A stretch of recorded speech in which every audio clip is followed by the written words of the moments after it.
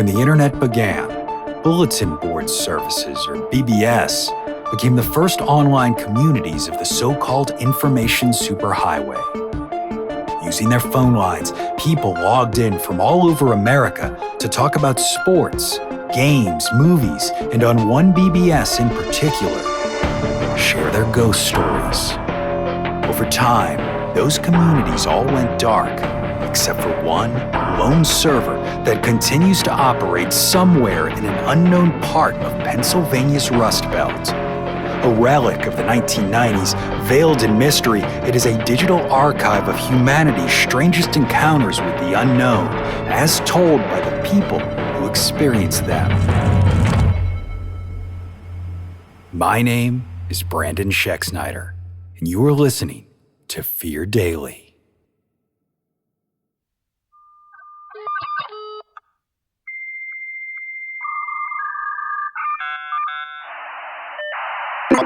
Subject, Snake in the Grass. User, 1Bren Deep. Posted, September 22nd, 1997.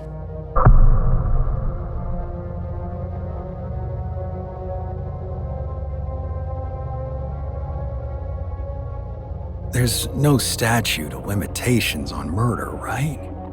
And I guess a confession is useless, legally speaking, if no one knows who left it.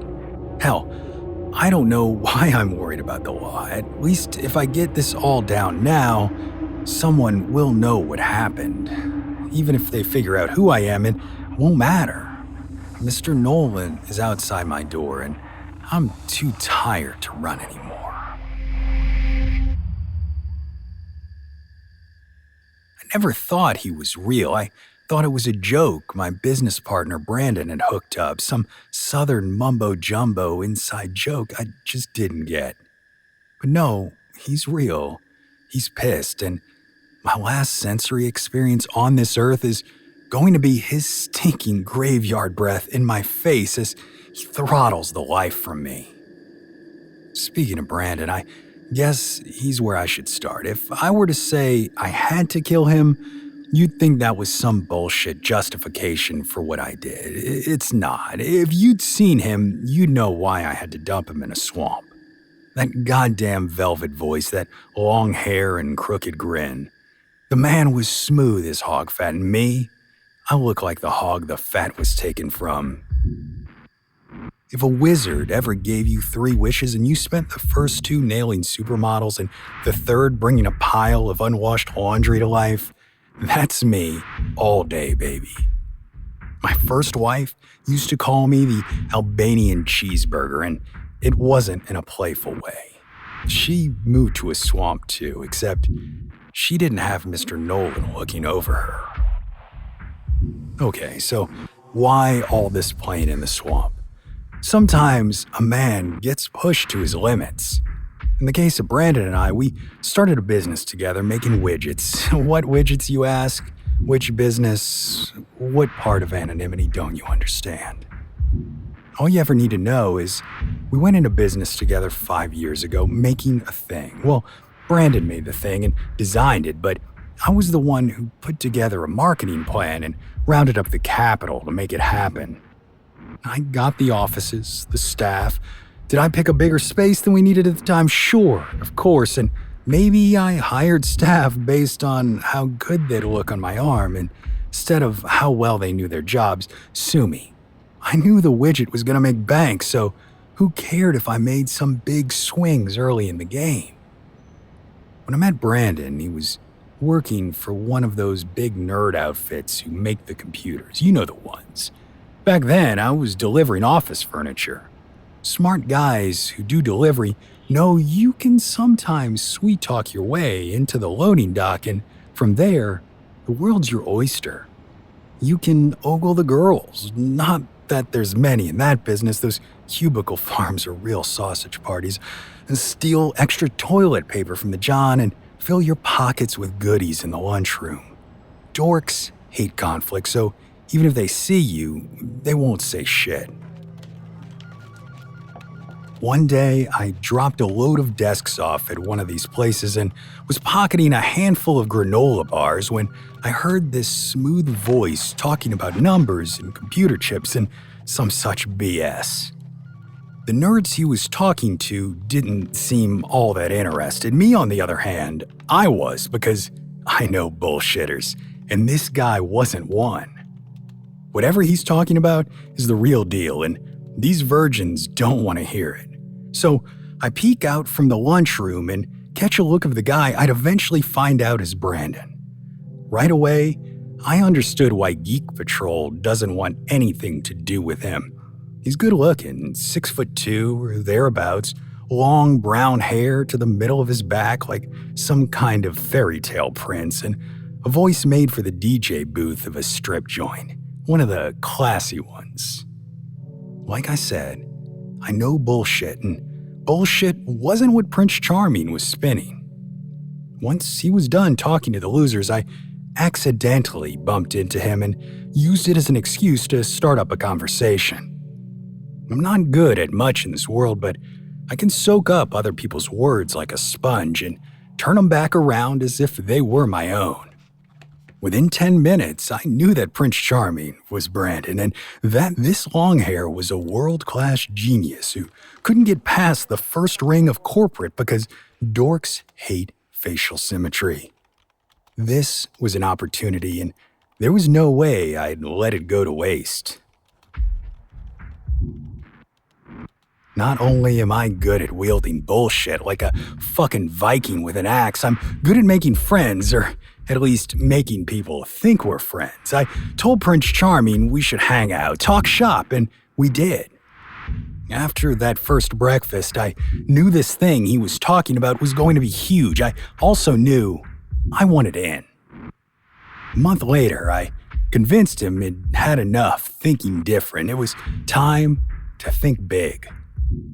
We spent the next couple months getting our new company set up. I did the legwork, he did the nerd work, it all came out even.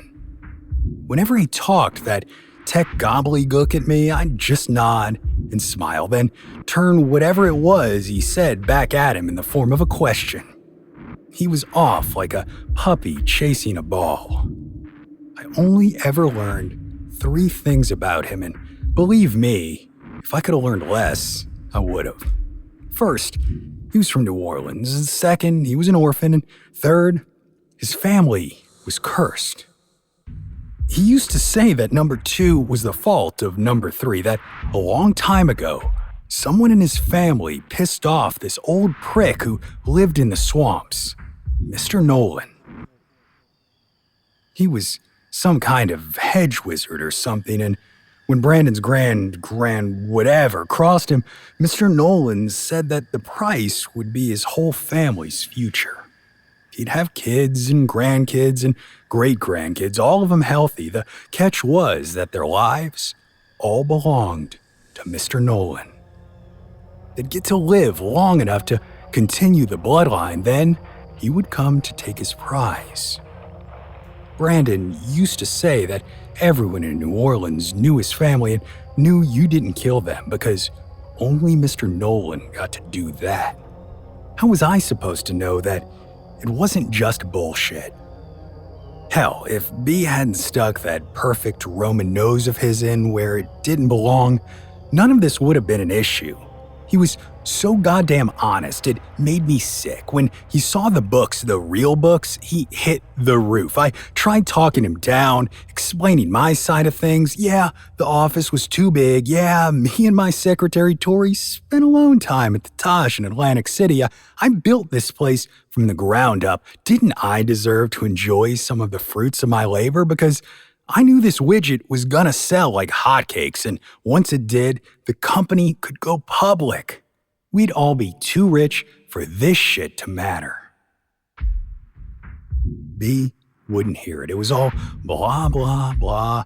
I'm the one who actually builds things, and I have to live in a shitbox apartment in shit town while you're staying at 5-star hotels. Whatever. I would have let it slide if he hadn't started making noise about the IRS and SEC. It's like he wanted me to kill him, if you think about it. So I did. Shame how caving in a skull fucked up that head of hair the way it did. Goddamn thing was a work of art. In retrospect, with the widget not quite done, I probably should have tried harder to take him off the ledge. Well, you know what they say about hindsight. The whole time, I didn't think about Mr. Nolan once. I miss those days.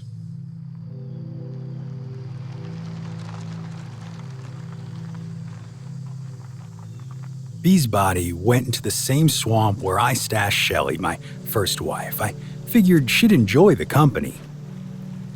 I should have known something was wrong when the body wouldn't sink. Normally, all you need to do to get a body to drop in the goop is fill the pockets with rocks and puncture the guts so it doesn't bloat up with air. I'd done that, and yet Bee just wouldn't go down. I cut a long stick down, poked at him, nothing. It was like the water didn't want him. I was working on a plan B when the sky went dark. Not like clouds passed overhead, oh, no. Like it went from day to night, and the amount of time it takes to squeak out a fart on the first day, to wind started to blow, warm at first, then colder and harder the longer it went on. It was the middle of summer, and I could see my breath. The chill started digging its way into my bones, cramping my muscles, forcing me to shiver. Then came the horn.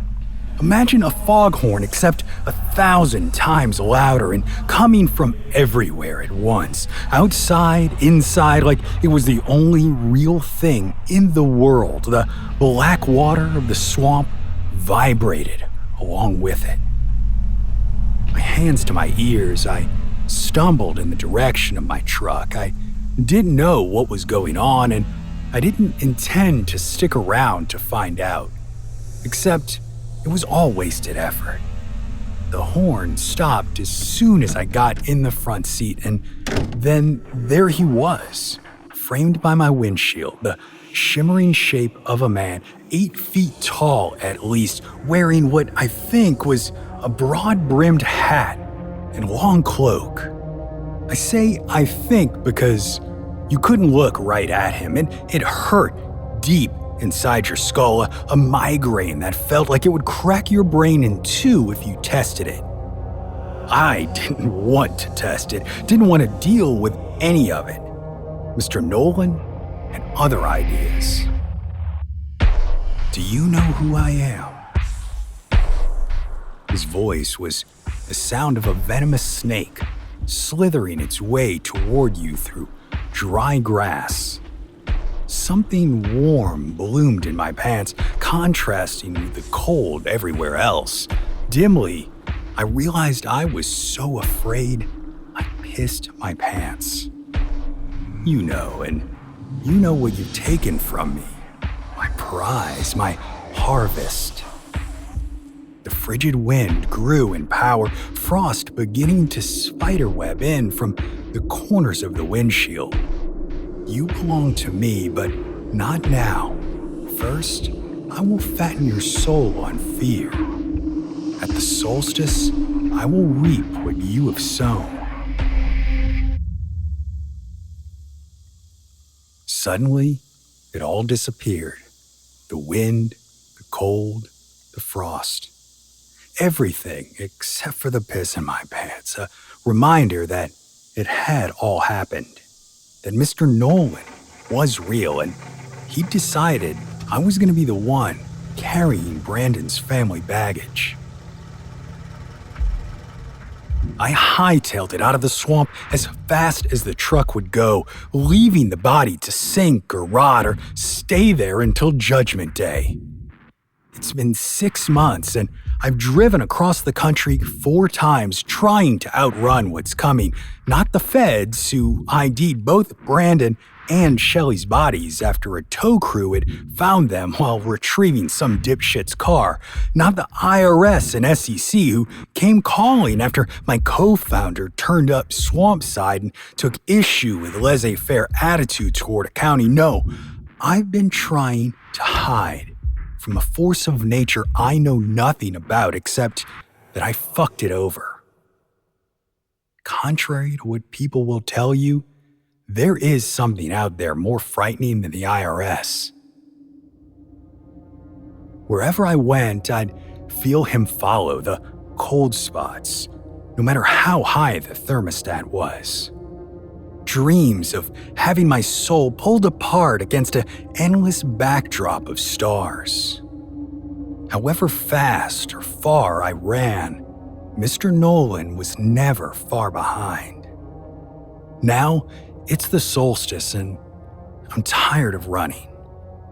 Ice crystals are forming on the screen, and even though I'm locked inside a cabin in Tahoe, I can hear that snake wriggling toward me through dry grass.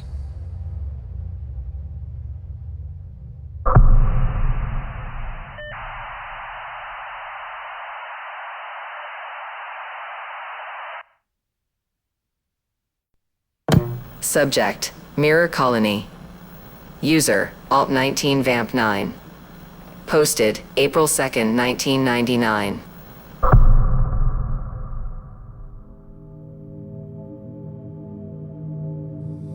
What do you see when you look in the mirror? Not in a metaphorical sense. I don't care about your inner journey. What do you physically see? Yourself, obviously, except for you vampires out there. You see your surroundings, the wall behind you, maybe your filthy bathroom counter, something like that. It might seem pedestrian to you, but I envy you that. Because when I look in mirrors, I don't see those things. Not myself, not my own walls, or my admittedly cluttered bathroom counter. No, I see them, and they see me. If there was ever a time I saw mirrors the way everyone else does, I don't remember. All I know for sure comes from the family lore, which describes 3-year-old me pointing at the floor-length mirror in my mother's bedroom and asking why the man was looking at me.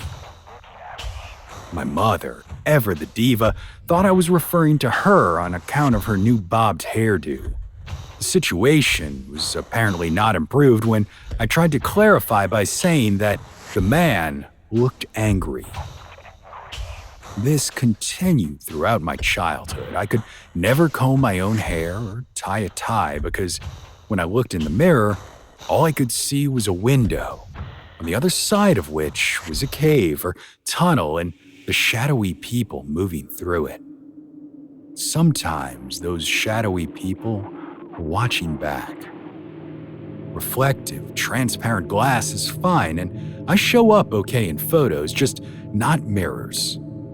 Being able to buy my own personal camcorder and hook it up to a television was a godsend for my grooming, although if I ever start dating, it's gonna be tough to explain that I'm not a pervert or narcissist, just cursed.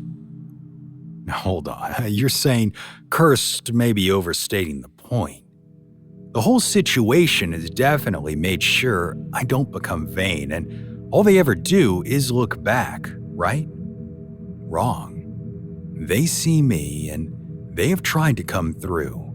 Many, many times. There's no way to describe the mute horror of seeing an all-black shape suddenly bare vicious-looking teeth as it hammers on what appears to be thin air between the two of you.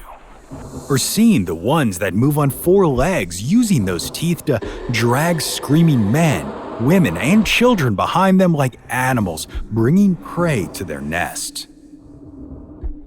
Those people being dragged aren't shadows. They look human in every way, meaning somewhere out in the world, the creatures I've been seeing my whole life have been crossing over. Except for Colossus. If he came through, they wouldn't be able to keep it a secret. Colossus is exactly what it sounds like. He's one of the mirror people, just on an incomprehensible scale.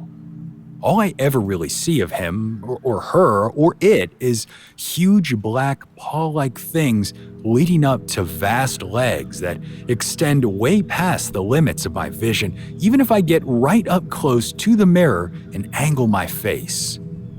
believe me, that is not something I like to do. It's almost like catnip to those things, and the smaller ones, the ones more my size who cluster around the Colossus's feet like remoras on a shark belly, swarm toward me. In those moments, it's not like I'm looking at another civilization as much as I am an ant colony, and the ants are hungry. In my quieter moments, I wonder how mankind would deal with the knowledge that we're not actually the top of the food chain. So much of our collective ego is bound up in the knowledge that we've conquered the natural world, put a man on the moon, and all that bullshit. What has our competition been exactly? Gorillas? Bears? Even those guys we can only beat at a collective level. Go fight a bear one-on-one and tell me how tough you are. Ask anyone who's had a tornado toss their entire life aside like a tinker toy exactly how much of a threat they feel like. We're not special, we've just benefited from opposable thumbs and the invention of gunpowder. That's it. If more than a few of the shadows ever manage to cross over, wherever it is they're doing it, we're in for a rude awakening. And if Colossus comes through, well, I'm sure you've seen a few Godzilla movies. How did things go for Tokyo?